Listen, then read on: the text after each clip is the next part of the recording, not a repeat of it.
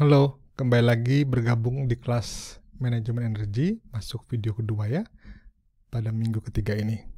Kita masuk ke latihan sedikit ya, menguji pemahaman yang tadi di video pertama. Nah, kita mau tahu ya, bentuk-bentuk dari sumber energi. Jadi kita tulis, misalkan di sini, petroleum, sumber energi dari petroleum itu termasuk dalam keluarga energi mana gitu sumbernya. Ya. Nanti dilatih di rumah lagi. Tapi kita bahas di sini ya. Kalau minyak itu adalah energi kimia. Batu bara bagaimana? Batu bara juga sama. Itu berasal dari energi kimia. Natural gas atau kalau Indonesia jarang pakai natural gas atau apa bilangnya LPG ya. Itu dari minyak. Kalau natural gas dari alam. Pada prinsipnya sama ya. Tapi hanya sumbernya jalurnya aja berbeda. Kalau natural gas memang diambil dari alam untuk berbentuk gas. Tapi kalau LPG itu dari minyak yang dibuat dalam bentuk gas ya, menjadi gas. Lalu uranium. Uranium kira-kira nuklir ya. Lalu propen, kalau kita namanya LPG itu chemical juga. Kalau di US kalau beli LPG itu beli propen ya.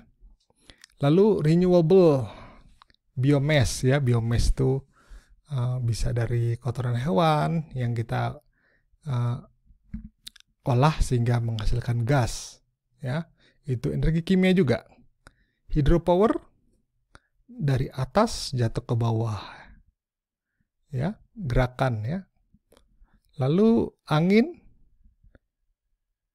sama ya. Geothermal atau panas bumi, thermal. Solar itu bukan minyak solar ya, buat mobil pakai solar atau bensin, bukan. Solar itu artinya matahari, solar cell ya. Radian itu bentuknya, bentuk radian energi. Oke, kita masuk ke latihan berikutnya, yaitu ada di sini ada sebelah kanan ini ada energi yang dikonsumsi ya. Mana mau saya? Energi dikonsumsi oleh negara US pada tahun 2010 ya. Konsumsinya berdasarkan sumbernya. Contohnya petroleum tadi chemical, natural gas juga chemical, coal juga chemical, uranium nuklir, propen chemical gitu ya. Dan lain-lain. Sampai sini biomass chemical, hydropower motion, thermal, dan radiation yang tadi sudah dibahas. Kita kumpulkan yang chemical berapa persen ya? 87,55. Coba aja dihitung di sini ya, ditambahin. Nuklir hanya 8,62, ini uranium ya. Motion 3,50%, thermal 0,22, dan energi dari matahari 0,11%. Masih kecil ya, tahun 2010. Tahun Indonesia juga masih kecil dalam energi matahari dan juga energi geothermal. Padahal Indonesia itu adalah negara yang memiliki sumber daya energi geothermal terbesar nomor 1 di dunia ya. Gitu. Oke, lalu kita bagi lagi dari tadi, dari yang chemical, nuklir, yang mana yang renewable? 8,22. Coba cari itu dari mana aja ya yang dimaksud dengan renewable. Kamu lihat aja di situ ya. Angin renewable nggak? Ya, termasuk renewable ya. Hydropower, solar ya. Coba dilihat. Lalu yang non-renewable, itu contohnya energi fosil, petroleum pasti masuk non-renewable ya. Uranium, propen, dan lain-lain kita lihat ya. 91,78%. Dan mereka ini berusaha agar renewable-nya makin meningkat dari tahun ke tahun. Dan tahun 2021 pasti sudah lebih tinggi lagi. Begitu juga Indonesia, semakin hari semakin tinggi yang renewable. Karena program pemerintah contohnya kalau PLN tidak masuk dikirim di Papua gitu contohnya. Nanti dikirim ke sana solar cell atau apa namanya? Solar cell tuh ya, energi dari matahari tadi itu. Karena jaringan listrik nggak akan sampai, bukan nggak akan sampai ya, belum bisa, tidak masuk secara ekonomis dan secara apa ya, keamanan dan lain-lain. Jadi di kampung-kampung gitu ditaruh pembangkit listrik tenaga surya. Itu lebih efektif. Juga beberapa tempat sudah ada energi dari angin atau apa namanya, bayu gitu ya, atau apa, karena ada banyu lagi, itu air ya. Jadi energi angin lah ya. Nah, di sini ada skala. Kalau skala energi di dunia itu pakainya BTU. Nih, BTU. Mana? Nih. British Thermal Unit. Karena kebetulan memang negara Inggris duluan yang melakukan revolusi industri, sehingga satuan-satuannya pakai satuan mereka. Walaupun sudah ada satuan yang kita pelajari seperti kilokalori gitu ya, pakai joule, tapi faktanya kalau sudah bermain skala besar industri biasanya pakai BTU. Nah, 1 BTU itu berapa, Pak? 1 BTU itu caranya lihat aja ke bawah, set. 10 pangkat 0 artinya 1 ya.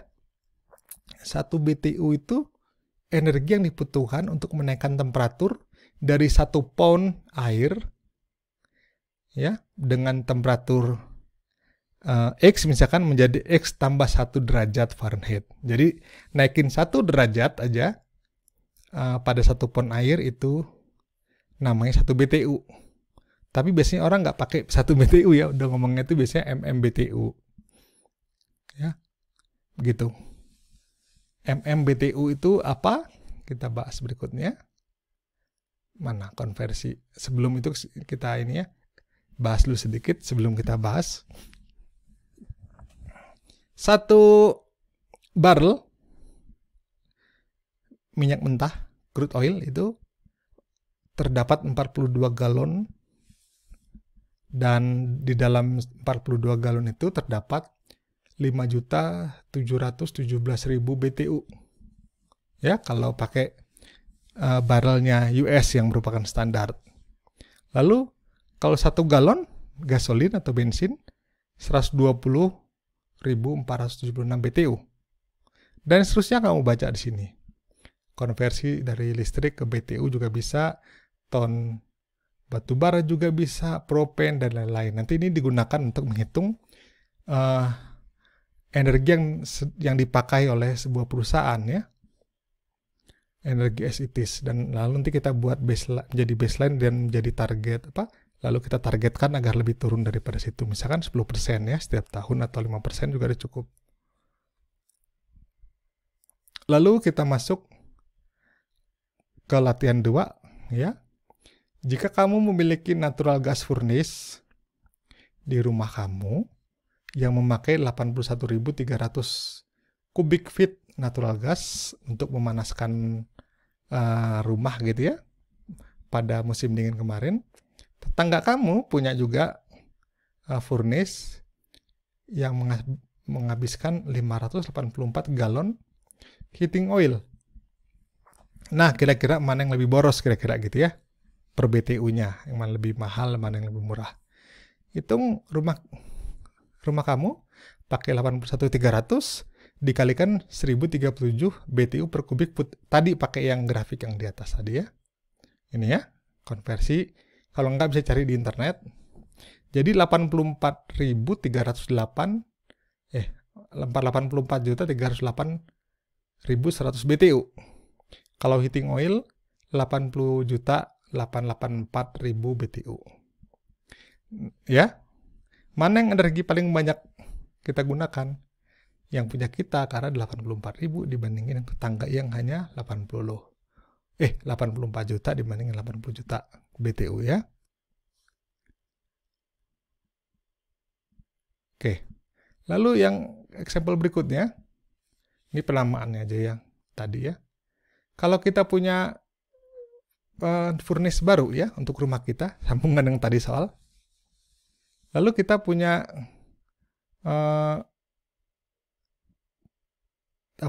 furnace baru, lalu kita bandingkan dengan yang furnace yang pakai natural gas. Lalu salah satu faktornya adalah biaya dari bahan bakar. Oke. Nah, kita bisa bandingkan harga dari bahan bakar berdasarkan ini ya, basisnya adalah membagi harga per unit bahan bakar pakai BTU. Oke, kira-kira gini kita punya harga $10.040 per 1.000 cubic feet per 1.000 cubic feet. Lalu kalau pakai heating oil yang tadi $2.70 per galon ya, kita bagi dengan 1.037 million BTU. Jadi dapatnya adalah $10.03 per million BTU ya, per MMBTU kalau singkatannya. Kalau yang heating oil didapatkan adalah, mana mouse-nya nih, 19,49 per MMBTU. Jadi yang lebih murah adalah menggunakan natural gas daripada heating oil per MMBTU ya. Ini konversinya, M itu artinya 1000, MM 1000 kali 1000 sejuta ya. Jadi kalau MMBTU, kalau dengar di berita, oh misalkan negara Inggris atau negara Amerika atau China menggunakan sekian juta MMBTU, artinya MMBTU itu adalah juta BTU. British Thermal Unit ya. Term 100.000 BTU. Jadi M itu 1000, 100.000-nya term, tapi jarang dipakai, langsung lompat ke MM ya, MMBTU. Oke, CCF, C-nya sen 100 gitu ya, sen itu kan 100 cubic feet, M-nya 1000 cubic feet.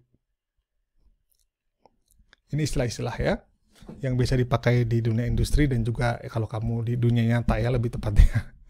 Lalu ini juga adalah tabel mengenai berapa GHG atau GHG ya, kalau kita bilang greenhouse gas yang diproduksi untuk misalkan 1 galon propen, 1 galon buten, 1 galon natural gas, 1 galon gasolin gitu ya.